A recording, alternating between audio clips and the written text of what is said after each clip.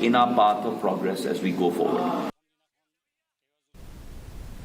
Myntri Rangbah ke Jylla Konrad ke Sangma hinin kesngi ulah pelat Paidbah ya ke Meghalaya Youth League Arajar Arpusau ha State Convention Center Shillong.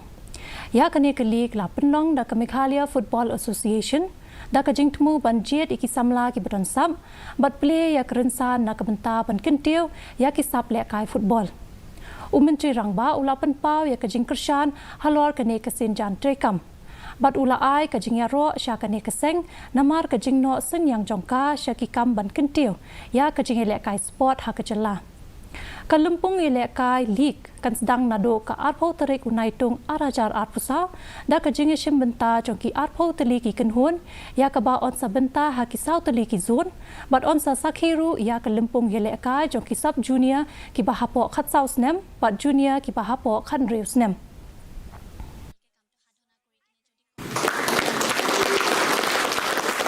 And let the games begin. Our youth are one of the most important stakeholders for us. They are our future. And it is important as a society and as a government that we are able to nurture them in the right manner. We are able to create a positive environment. And hence, I'm happy that in the last 6 years, there has been unprecedented support for our youth, especially when it comes to areas like sports.